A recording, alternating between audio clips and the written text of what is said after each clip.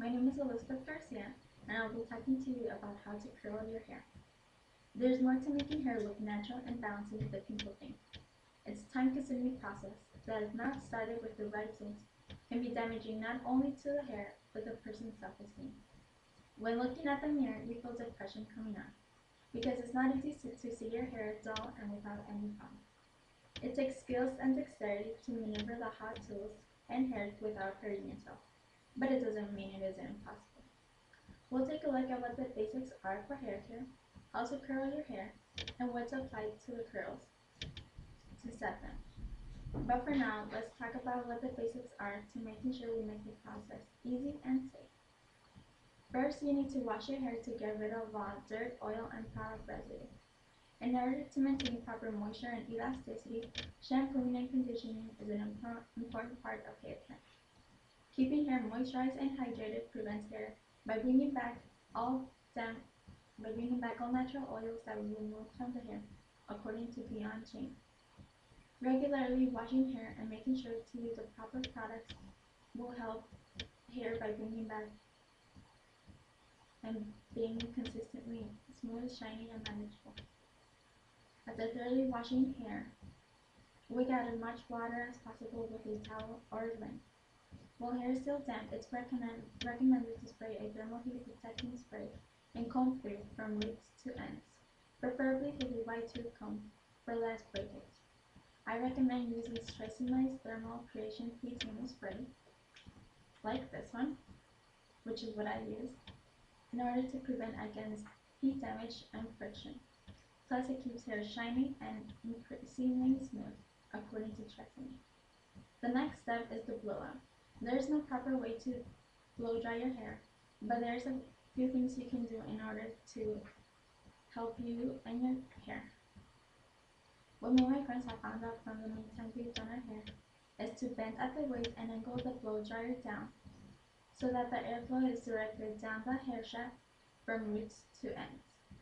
What this does is it takes the curls out of the hair without actually curling it and allowing some of the natural hair bound to come through, giving the hair some volume. Plus, it keeps the hair cuticle down, adding extra shine and smoothness.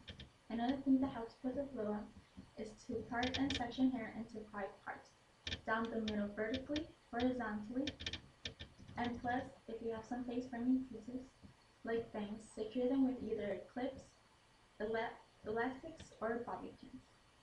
This may seem like you need about 8 arms to do this, but it is easier than it sounds. Next comes the fun part, curling your hair. The most important part of using curling iron is to be careful and avoid burning any fingers. In fact, it turns out that curling irons can be deadly. In a matter of seconds, it goes from being cold to extremely hot. Extreme heat can cause serious burns to the scalp and forehead. Another common place people burn themselves is in the forearm when trying to maneuver the hot tools, according to Habush Habush and Ratier. I have gotten burned on my forearm once, about 2 years ago while curling my hair. I guess the one got too close to my skin without me noticing and burned me. I've accidentally burned myself many times, but none of them have left any scars. Moving on. Next, you need to connect the curling iron into an outlet. This is my curling iron. I call it my wand because it reminds me of all the wizard wands in the Harry Potter movie. I recommend letting it warm up for 2 minutes so it gets really hot. While the iron is heating up, we need to section hair off. Start by dividing the top half of your hair into a bun. Divide the bottom half of your hair into 3 diagonal pieces and pin the 2 sections starting from the top. I recommend using a rat tail comb. It has a long pointed handle and narrow set tube that will help with parting hair and keeping it smooth. Picking the last section from the bottom, driving the hair the size you want the curls to be. I usually drive about 2 inches or so because I don't want them to be too thin. Depending on what type of curls you want, you have to wrap the hair in a certain way.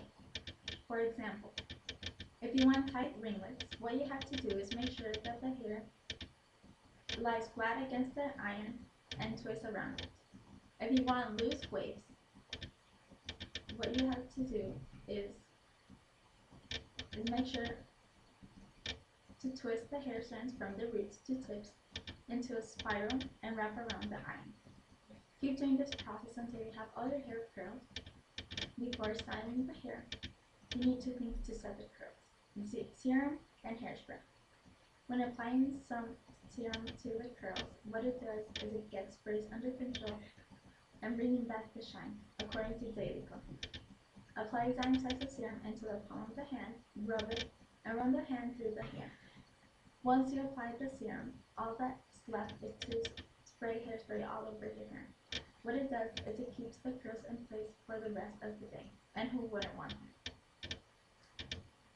When you're done, you can create your own hairstyle by adding a shiny pin to one side or making a braid in just a couple of minutes. I've explained what the basics are for hair care, how to curl the hair, and what to apply to set the curl. Like I said, it's a time-consuming process that, if not using the right tools, can not only damage your hair, but one's self-esteem.